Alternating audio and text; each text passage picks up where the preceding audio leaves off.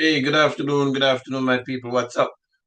Happy Emancipation Day. Today being Saturday, the first day of August, 2026. And the time right now is 5 minutes after the 2 p.m. hour. Happy Emancipation Day, one and all.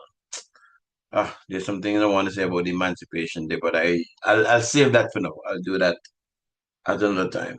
A few friends sent me a story via WhatsApp. I suspect that it's coming out of Dominica. The story's caption, U.S. visa ban made permanent, rises to 20,000.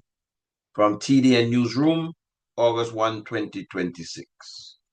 On Monday, the U.S. government will make permanent the requirement for a visa ban on applicants from 50 countries, including Dominica.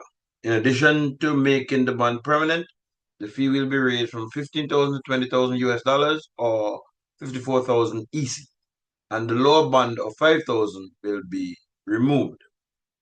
So I guess it's going to be 10, 15, 20. All right. The band which applies to visitor and business visas, B1/B2, must be deposited with the US government before the interview.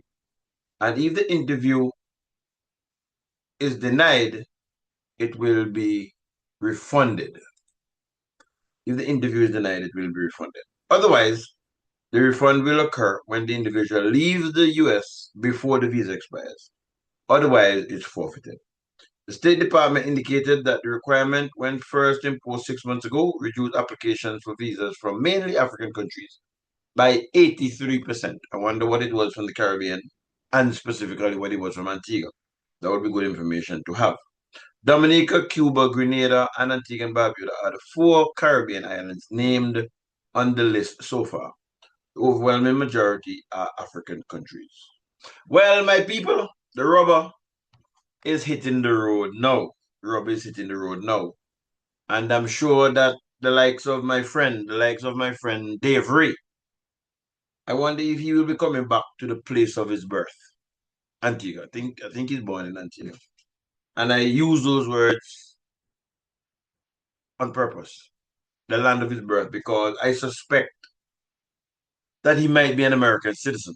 So I don't know if he would be correct for me to say home, because once you sign, you swear an oath, you know what I mean? You give up that. So he can correct me if I'm wrong. Dave, correct me if I'm wrong. But Dave, I want to hear your spin on this one. I want to hear your spin on this one. And there are others on the radio whose children and their grandchildren, they live in the States. They might be American citizens also. Let us hear how they're going to spin this one to the ordinary Antiguans. Dave Ray and the others, you know, Dave Ray and the others. Let's listen to hear the spin. So if my understanding is correct, you want a visitor's visa, you have to put up between 10, 15, or 20,000 US dollars before the interview process. And then who knows what's gonna happen with that. A few days ago, there was some talk in the air that some entertainers in the Caribbean and further afield, from what I would have heard, their visitors' visas revoked because they were working in the States, having traveled on the visitors' um, visa. That's my understanding. So they too will have to put down, if they're going with a business visa, they too will have to put down their deposit. I suspect that that will be on the upper side. But as I said, the rubber is hitting the road now, and we will see what happens. You know, it's going to get real around this place, Antigua. It's going to get real. It's going to get real very, very, very fast. I suspect that it's going to get real very, very fast. To my mind, one of two things is going to happen. One of two things is going to happen. The place is going to have to be run right and run above board from a governmental standpoint. No disrespect or no hard feelings, but I am not holding my breath with this government. I believe that because of information that we have not been shared with us yet, I believe that have an impact on why Antigua is being singled out. I'm not talking about Dominica. Dominicans can talk for Dominica. Antigua is being singled out. I believe that there's information there that we haven't gotten as yet, and that's the first thing. So that's gonna have to be looked at, whether by will or by force. That's gonna have to be looked at, and poor people is going to feel the pain, and we will continue to see the disintegration of this country, in my opinion. Just a few days ago, I made a video where I was speaking about this government is taking us back to pre-1930s. I made that, I was moved to make that coming out of the protests that they had at Public Works. Um, I mean, there's not going to be perfection. I understand that. We aim for it, but we're not going to get it on earth. But everything our issue with this government, everything our issue with this government. And of course, we go to elections, and I'm not at all going to knock people for how they vote. People vote how they want to vote. I don't have a problem with that.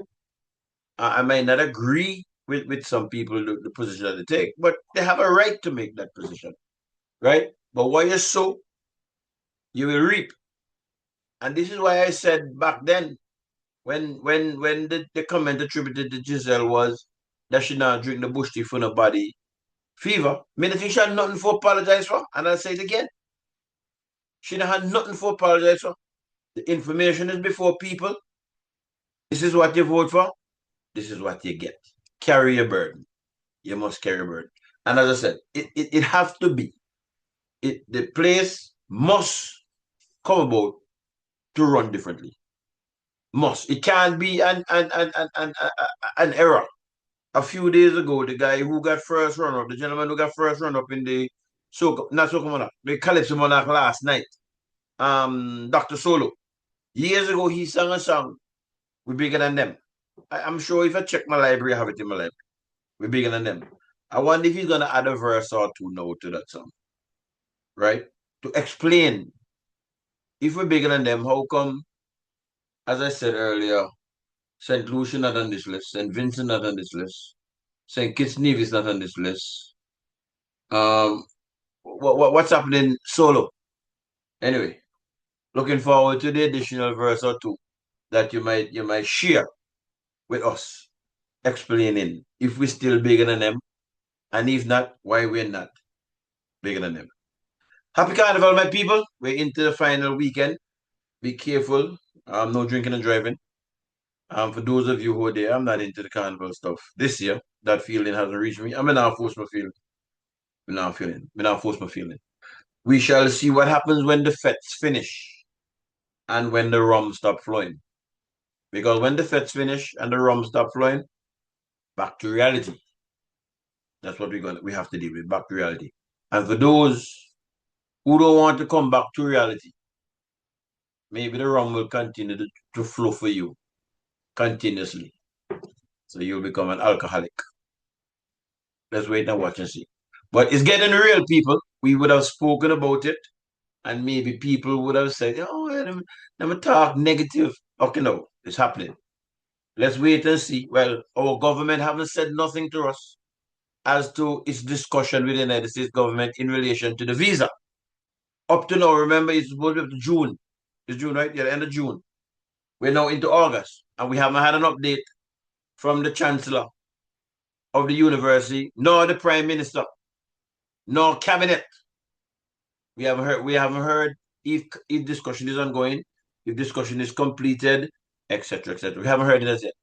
But I mean, I'm not holding my breath. But I just put these things on record, as I keep saying, so people cannot say it was not said. They must not believe that they fool all of the people. They might have a good number fooled, but then they fool all of the people. And that must be said for the record. Keep safe, my people. Enjoy the carnival as best as you can if you're into it. And for those of you like me who just relaxing, just cool, man. Relax yourself. Big up yourself. Take care, my people, until we come together again.